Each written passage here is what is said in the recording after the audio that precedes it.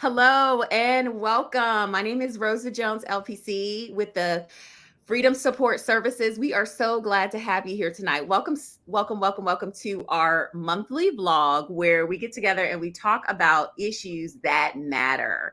Today, we are going to be talking about the Balancing Act, a women's guide to navigating career success and mental well-being. So we're so ecstatic to have you here, and we're joined for this conversation today by Pragya Agarwal, who is a resident in counseling with us. Yay! So as we get started, we want you to let us know where you're joining from. Drop some info in the comments. Let us know where you're listening or you're watching from. We are so happy to have you. And let me tell you who we are. So, we are Freedom Support Services, and we are a mental health private practice. We are physically located in Christiansburg, Virginia, but we provide treatment to people all across the Commonwealth of Virginia. And we also have some non-clinical but dynamic opportunities for people all over the world. And so you can learn more about us at myfreedomss.com. Visit our website. Make sure that you are following us on all social media platforms. We also have a newsletter that is just one dose of weekly encouragement and inspiration. So definitely check out the website and follow us on social media platforms to stay connected. And in regards to who we are, our vision at Freedom Support Services is to heal people who heal the world. We hear a lot of talk about how trauma is transferred, and that's real and it's true. But guess what, baby? Healing can be transferred too. And we're all about taking people on journeys that help them to experience rejuvenation and restoration and healing so that they can live their best lives and pass that on to the other people in their sphere of influence. And so we're so glad to have you here today. All right. So we're talking about Balancing Act for Women today. And this is in honor of Women's History Month, right? So we're going to talk about some stuff today. And so we're going to just go ahead and jump into our conversation. So in our time together today, we're going to address the unique challenges that women face in balancing successful careers with maintaining good mental health. And we're going to discuss some societal expectations, workplace pressures, and the impact on mental well-being. And so we're also going to have an opportunity to get some tips and some strategies and some tools from Pragya to help us navigate, because we all need help in that area. All right. So let's get into it. So Pragya, I want you to just take a couple minutes and introduce yourself. Let people know who you are and where you're from and how'd you even end up doing this counseling thing. Yeah, absolutely. So my name's Pragya, as you already introduced me. I actually grew up in Canada, and then I had the opportunity to move down to the East Coast of the United States a few months ago and took the leap. I absolutely love it so far. As for my cultural roots, I identify as Indian, and that's, something that's just a part of me and always will be.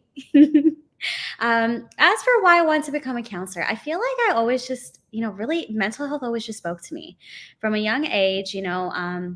I was part of a council here at the children's hospital where I was growing up. And, a lot of it came down to mental health at the end of the day, right? So physical health is important and, all of that is important. But until we fix our minds, we heal our minds, we talk about that emotional health, I mean, that physical health can't just move along, right? So that was really where I feel like my understanding of mental health started.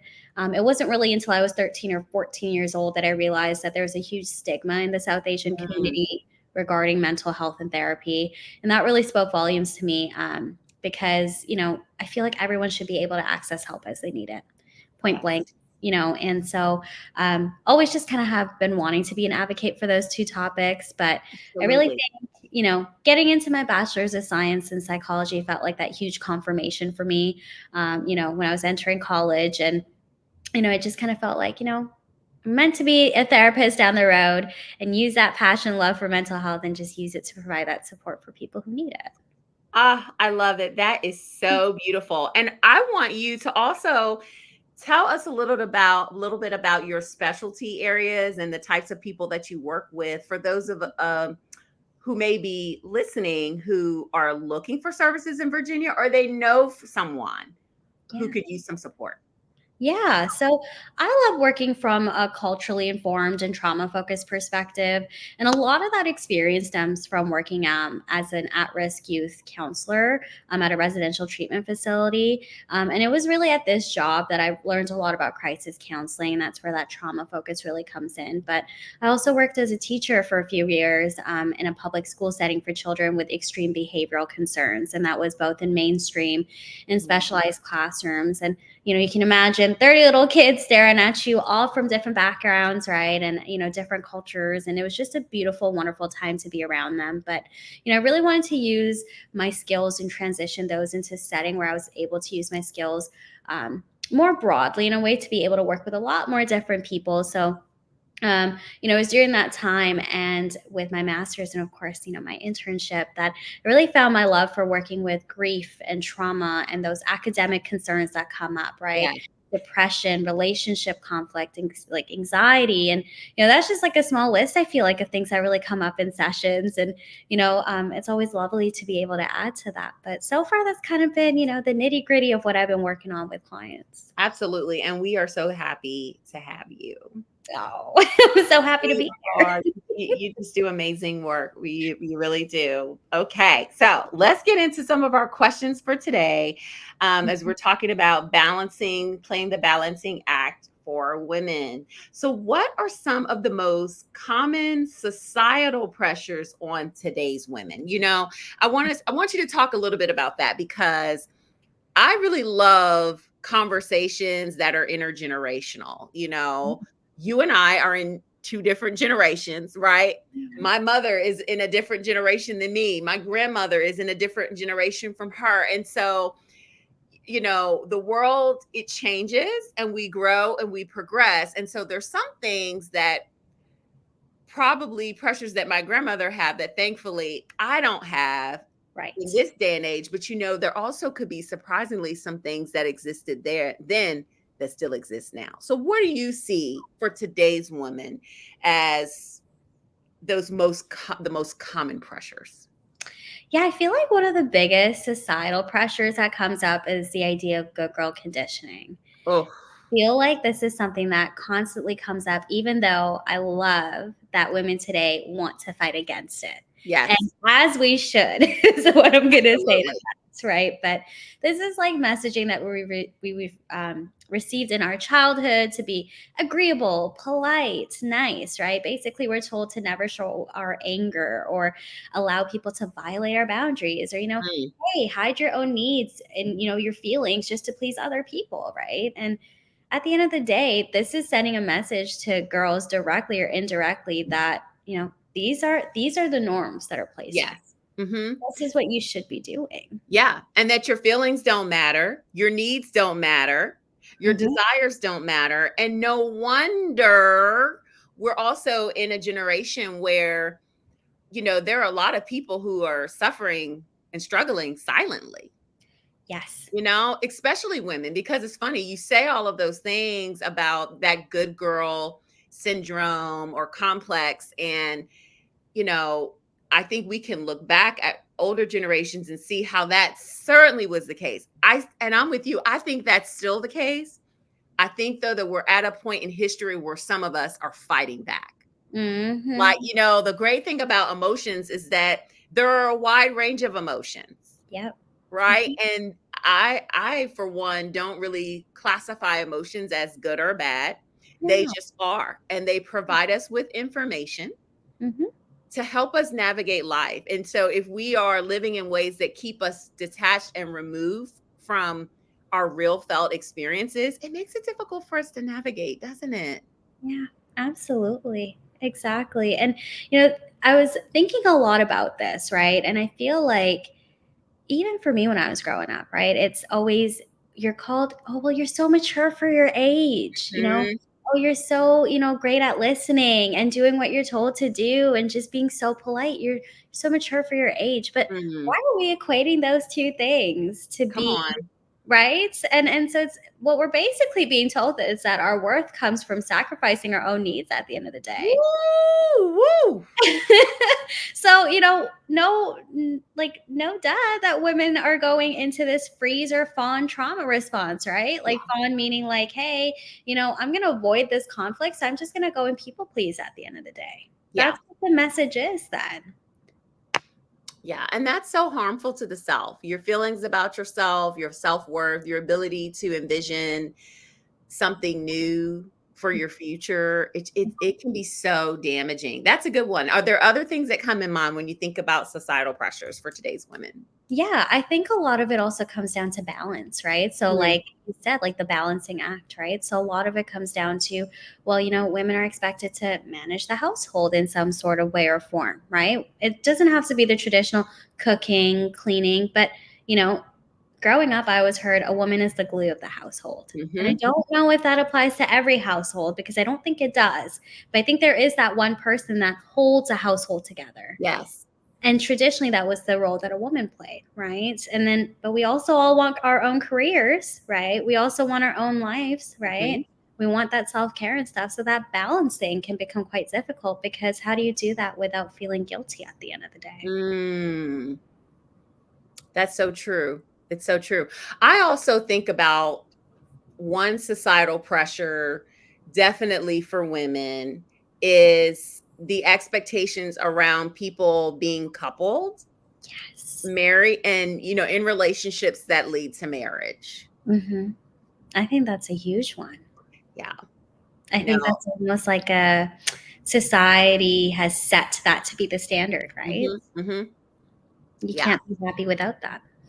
Yeah, and I think that's some of the messaging that you get. I think especially with like people that I see who are very career oriented, um not that they don't necessarily care about a relationship or they don't want a relationship, but they may be in a season of their life where they're making a choice, or it may be in their best interest to delay, Mhm. long-term committed relationship for a season that may be more appropriate based on, where they are in Yeah. pursuing their education or starting their career and things of that nature. And I know that this is the year of our Lord 2024. I don't Mhm. know about you, but I still hear a lot of conversation around that issue from young women. Yep. This pressure, this societal pressure, this family pressure and expectations around Yeah. like getting married and starting a family. Mhm. Absolutely. Yeah. Mhm. I think a lot of that also comes down to like the idea of feminine energy, right? When we talk about that, we talk about a woman being soft and giving and nurturing and Yes. caring, right? Very compassionate, right? But women are not just all that. Oh, come on. We are so much more. We are strong. We are bold. We are Yes. powerful. We are innovative, right? And that in itself, when you're putting that into, the whole element of feminine energy becomes this whole thing where Yes. don't know how to handle it. Yeah. Like we can be, as women, we can be both and, Hmm. not Exactly. either or. We can Hmm. be both and. And I think that is the space that we're kind of moving into, Yeah. where I see more women giving themselves permission Hmm. to be exactly who they are and to like embrace these different sides of themselves and not just keep themselves relegated to these societal pressures and images, that are kind of placed upon Yeah. people. So I Absolutely. love that. I love that, because it's there's like you said, there's nothing wrong with being soft and nurturing and kind and or docile. Yeah. Right. There's Those some of those things are virtuous, and there's also nothing wrong with having, being married or having a committed partner or building a Mhm. family. Mhm. But I think what is best for people is what they desire and what they Absolutely. want for themselves and the life that they want to be, and not so much what people tell them that they have to do or need to do. That Mhm. typically doesn't work well for folks. No, it's all individualized, Yeah, right? That sure. is why we have so many different opportunities in the world. Mhm. That is why we are all so blessed to have these opportunities that exist because there is no one right way for everyone. No. Mm-mm. And there never will be, let's be honest. No. And I think one of the things that has really been fun for me is being in connection with women who are like in their 50s and approaching 60s who have never been married. Yeah. They do not have children, Mhm. you know, and they've had vibrant careers in many different types of Yeah. fields, but they talk about their process of working through Right. those pressures and what it's been like for them along the way, and what it was like to finally arrive to the place where they were accepting Mhm. that, you know, maybe honestly that's not what they wanted or desired, or it just didn't work out that way.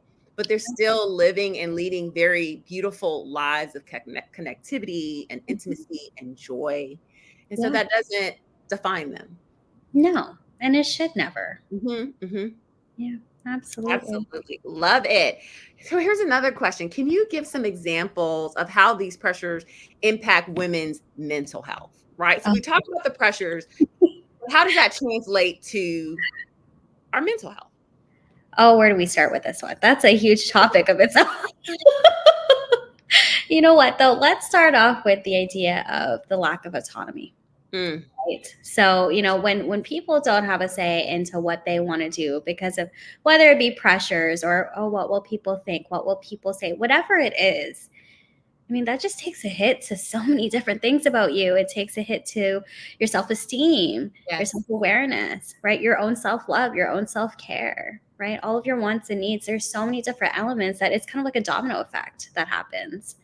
And when that happens, then, that's where we kind of start seeing symptoms of anxiety, depression, Mm, maybe even relationship conflict because those around you aren't supportive, right? And mm. it really delves deeper into all of these huge things that, I feel like we don't really sometimes take a second to see how that's going to affect us at the end of the day, right?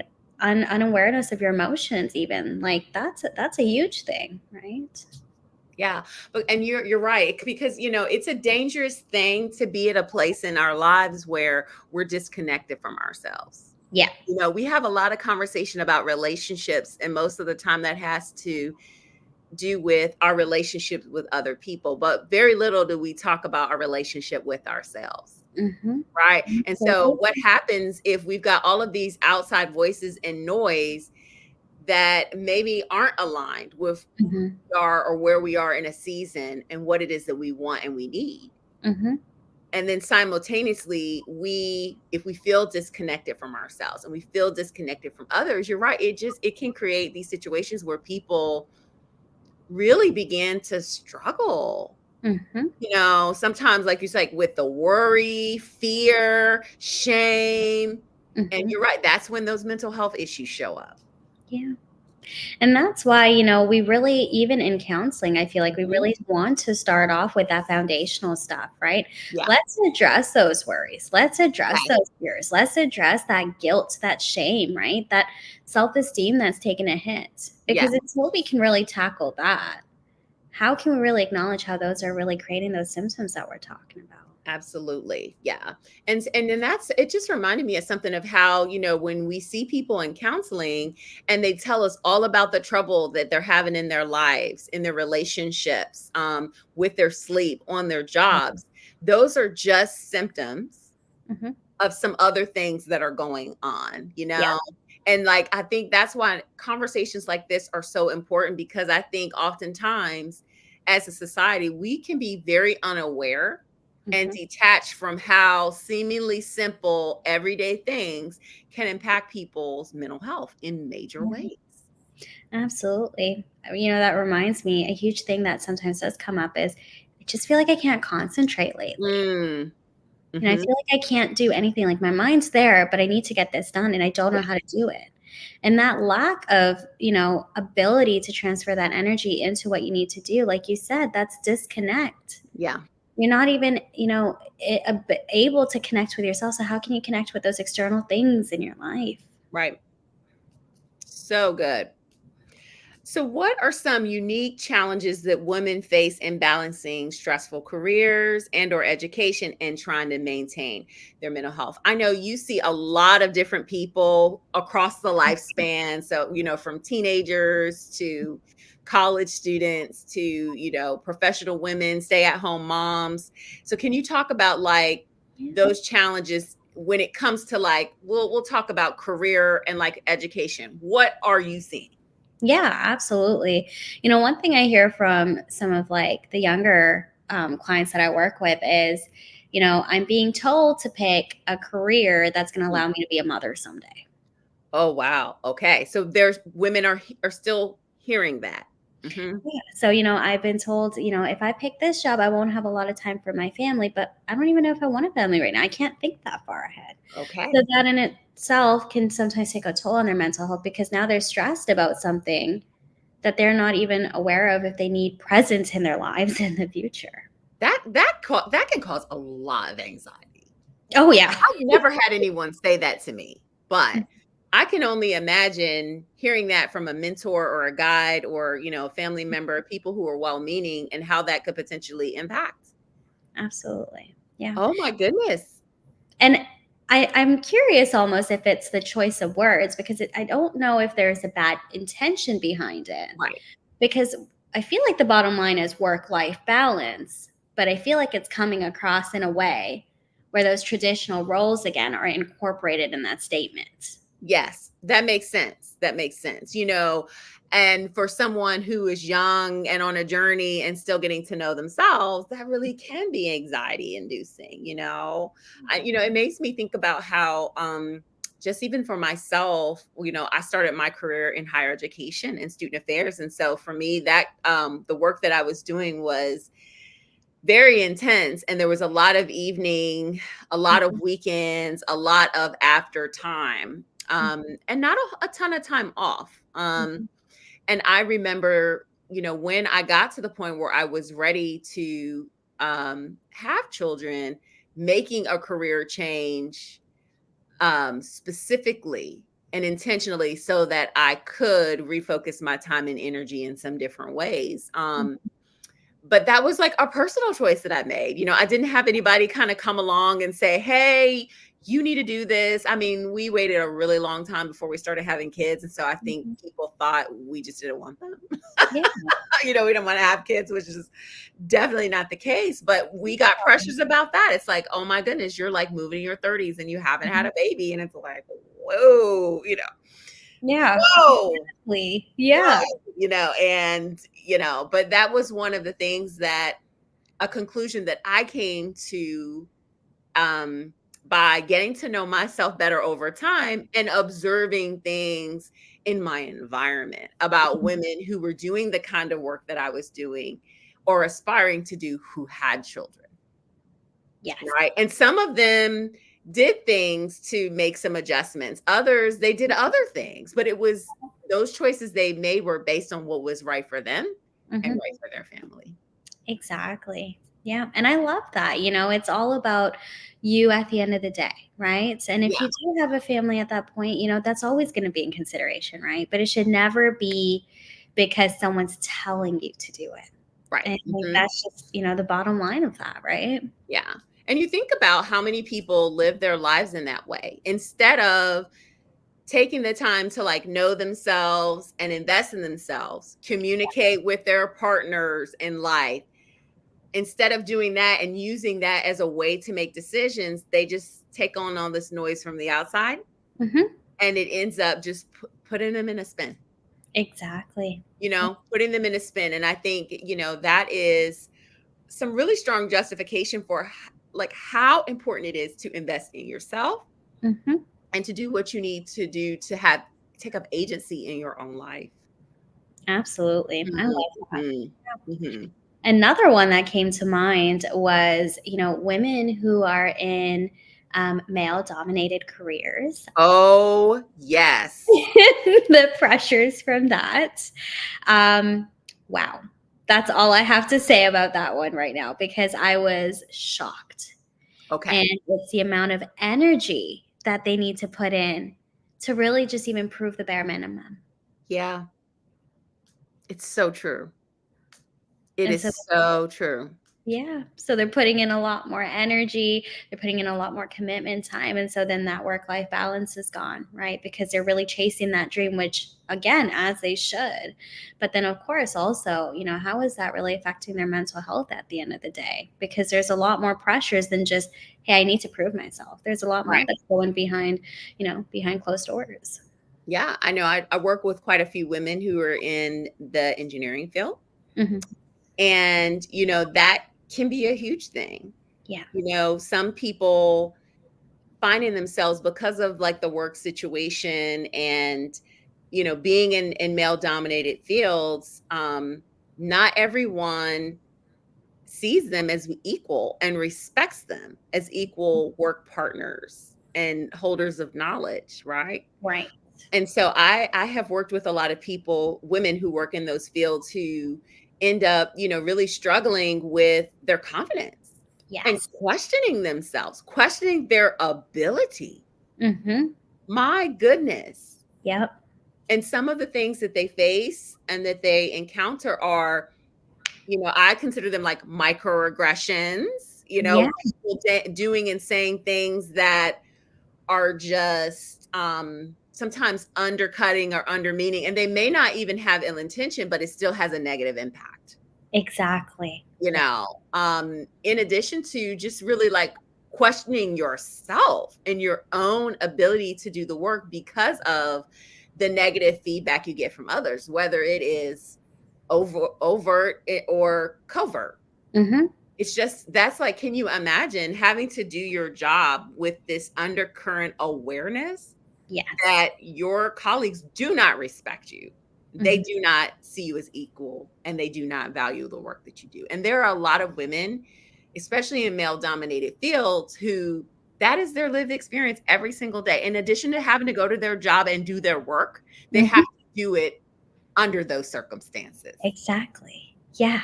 There you go. You literally put it into words for me. Man, that's a hard way to live. I know. I know. Yeah.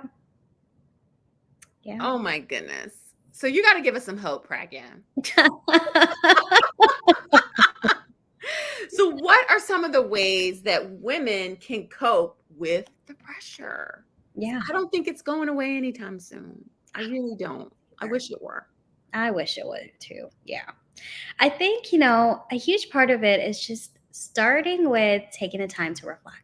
You know, Mm, I think that's a really great place for everyone to always start, right? I feel like, I can speak for myself on a day to day basis. There are a million different thoughts running through my mind, and I yes. do not have enough time to really sometimes sit with myself and just really reflect on what those thoughts mean.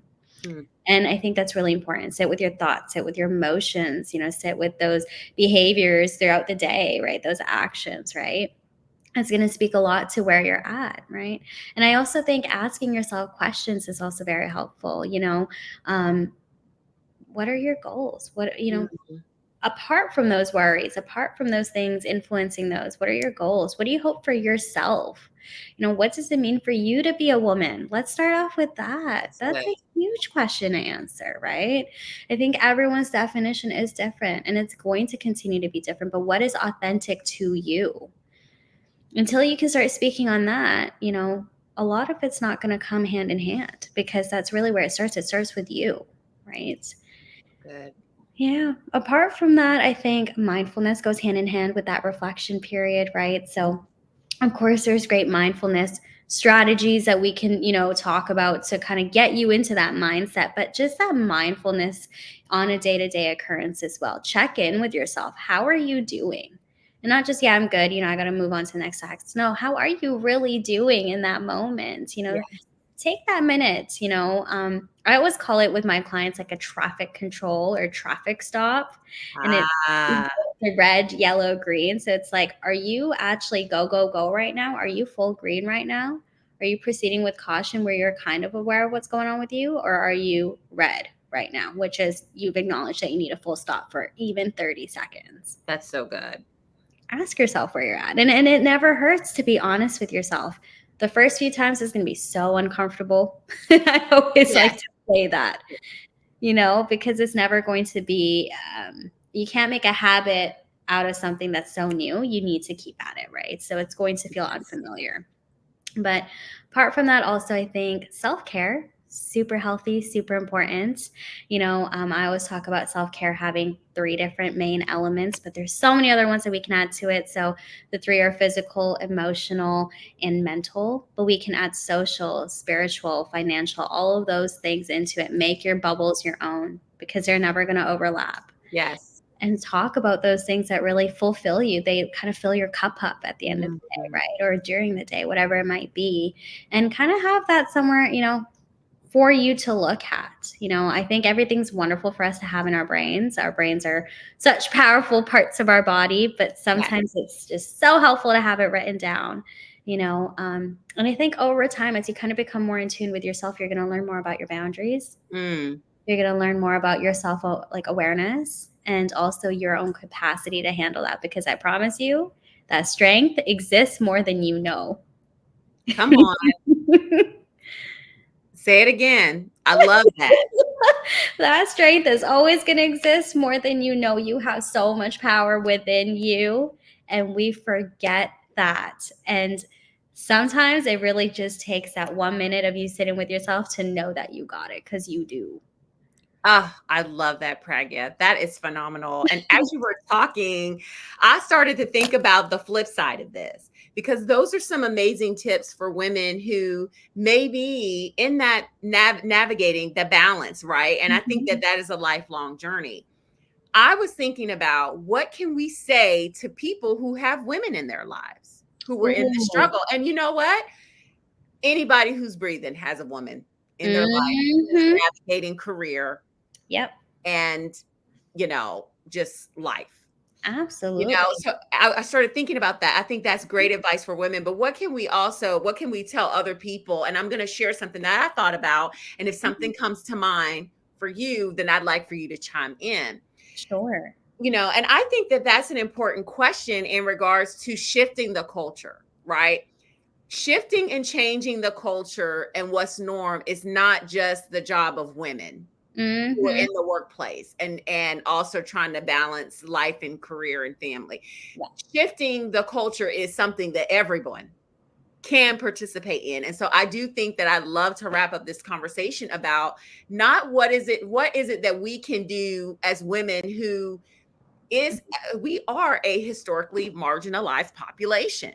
Mhm. What, do we just need to be our own saviors, or Right. do other people have a role to play? Mhm. And I believe that everyone has a role to play. So when I think about that, what comes to mind is how important it is for people to be mindful in Yes. their conversations. I heard you say earlier, and I thought it was so true, how people sometimes say things and they don't mean no harm. Yeah. But Mhm. there are things that are insensitive, Yep. they're not helpful, they are Mhm. hurtful, Mhm. and it goes, and that pain and that hurt can actually plant seeds of negativity Mhm. that sprout way beyond a moment. And I think that some of us are ignorant. I'll just say it. Mhm. And we're very unaware. And so one thing that I think that we can all do is to be more mindful about our conversation, Mhm. to remember that people get to live their own lives and their own journey, Mhm. and that you don't need to be offering folks unsolicited advice. I agree. Yeah. I'm sorry, I'm kind of strong, but like sometimes ain't nobody ask you. I love that though. Ask It's you how old they needed to be when they had kids. Nobody Mhm. asked you whether or not Mhm. they should get married. Yeah. Nobody Self. asked you whether or not they should be a stay-at-home mom. Mhm. Nobody asked you. No. No. It's self-awareness, right? Yes, What am I saying? What am I putting out there that's yes, actually going to help this conversation? Because chances are comments like that are not at the end of the day.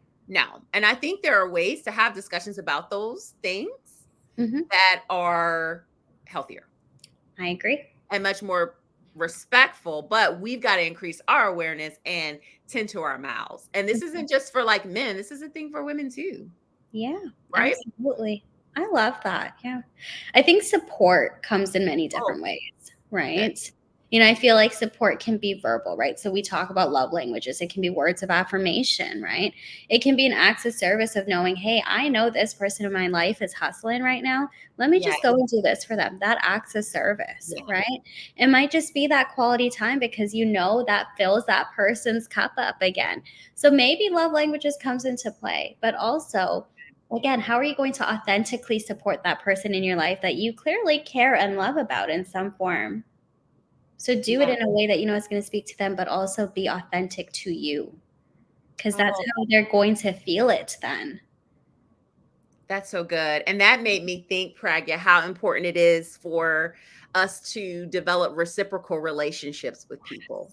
And I think, especially with women who tend to be nurturing and giving and helpful and problem solvers and all of these things, be the type of person, whether you're a male or a female, that in your relationships, you strive to exercise reciprocity so that you don't always just show up and take things from people and get Mhm. what you can take out of them for your benefit, but you also show up with something to offer.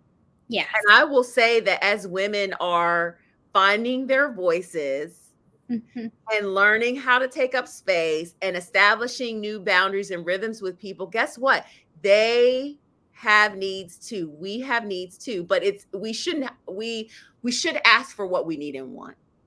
But in healthy relationships, we also, on the other end, learn how to anticipate needs and to Mhm. serve others instead of just being served. Don't just be a Absolutely. taker. Yeah, absolutely. And that's the thing, right? If those things aren't acknowledged at the end of the day, it's going to lead to anger. Yes, Right? indeed. And anger is that secondary emotion that's going to come up. That's what we say in our counseling world, right? Yes. And it's because those primary emotions haven't been acknowledged. And Mm, so if a woman isn't being acknowledged in a way that she needs to be, or that support isn't being shown in a way it needs to be, I mean, what do you think is going to come out at the end of the come day? on. Yeah, and it makes me think of one of my favorite quotes, and I don't know who said this, but it says that sometimes when you um are silent and you stop a fight with others, you start a war inside, Yes. you know? And so Yeah. we've got to be careful, yeah, about not just stuffing and pressing and suppressing all of these emotions and feelings, because eventually they're going to come up and they might pop. Hmm. Absolutely. And they are. At one Yeah. point, they will. Hmm. So good. So, what would you say, Pragya? Do you Mhm. have any final words as we wrap up this conversation? This has been so wonderful and I know encouraging to someone. Yeah, for Women's Month specifically, right? That's how we started this podcast off today. I think just, as a woman, just really remind yourself of the power that you hold. You know, I feel like that word woman is thrown around very easily, but that meaning is so strong. That meaning, that word encompasses so much. And so take a second to really think about what that means for you. And I promise you that's going to hold a lot of value to your life. Mm. And, like you said, for those of you that are supporting a woman in your life, just show up. Sometimes that's all it is, just show up. Okay, yes. Show up. Show up. Absolutely. And there are two things that I would say as we wrap up. And these are two important messages and lessons that I have learned along the way as a woman. The first is that you can do everything. You can do all things. You just can't do everything at the same time. I love that. Right? And so it's okay for things to take time, Mhm, right? It's okay for things to take time. It's okay to go at a pace that is right for you. mhm. That life is not a race, right? It's not a sprint. It's a long distant event and it's going to take you time to get there, and that's okay. Mhm. So that's the first lesson. The second lesson that I've learned that has been incredibly useful to me is that it's okay for you to change your mind. Who you are today is not the same as who you will be next month. a year from now, 5 years from now, 10 years from now, it is okay for you to change your plans as you change. Allow your plans to grow with you. Right. And so those are the two things that I would share, as we wrap up this conversation and really just try to leave you with some encouragement and some empowerment for the road ahead. I thought of something, Pragya. We've got a couple of things that are going on at Freedom Support Services that are open to anyone, anywhere that actually could be helpful. Mhm. And I think we need to talk about them. Okay. Yeah. You actually lead two groups that I thought about, and that they're open now and they're going to remain open, which Mhm. means that people can enroll at any time. One is the Stress Management 101 group. And I'm Right. like, somebody listening to this conversation could probably use it. And then the other one is the Cultural Identity group. Can you just share a little bit about both of those groups? Absolutely, yeah. So the birth of the stress management group, if you will, really just came out of the idea that everyone in this world experiences some sort of stress. And that word is thrown around a lot. I'm stressed with this. This is causing me stress. But what really is stress? Let's take a second to think about it. Let's talk about where it comes from, what the core of it is. And so what that group really encompasses is a lot of mindfulness tips. It's going to include the idea of self-care, grounding strategies, but also really talking about things that are in your control, that aren't in your control, and also how you think stress shows up in your life. And so that's the stress management group that we are currently running. I'm super excited about it. It's a fantastic group that we're offering. The second one is called the Cultural Identity of Young Adult Immigrants and Children of Immigrants. This is a beautiful and powerful group, I feel like, that we're offering.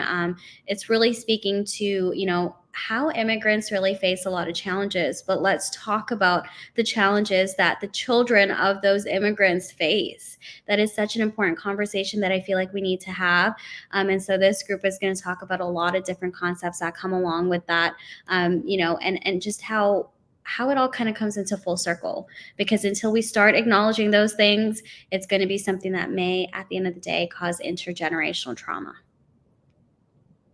That is so powerful, Pragya. And I'm going to tell you all about one other group, and that group actually starts this month, and it is called Single and Empowered. My goodness, we didn't plan that, but that has your name on it. It is led by our resident in marriage and family therapy, Tamisha Curry, and it is a group designed specifically for women who are single in this season of their life, and they are wanting to find satisfaction and contentment right where they are right now and focus on just building and growing themselves. And so if you're a woman who's looking for support from other single ladies, we've got something for you. And you can find out and learn more and get registered for all of these groups that we've talked about at myfreedomss.com/growth groups. And our growth groups are open to people any and everywhere. We would love, love, love to have you. Wow. Well, this has been a great conversation, Pragya. I know. I loved it. So fantastic. We just want to thank you all so much for being with us today. Even if you're watching this on the replay, if this was helpful to you or useful to you, share the video. We want you to like us here on YouTube, follow us on Instagram, LinkedIn, Facebook. We're everywhere. Get into it. Tell everybody about it. But we thank you so much for taking the time to tune in. And we are looking forward to being with you again next time. You all be incredible.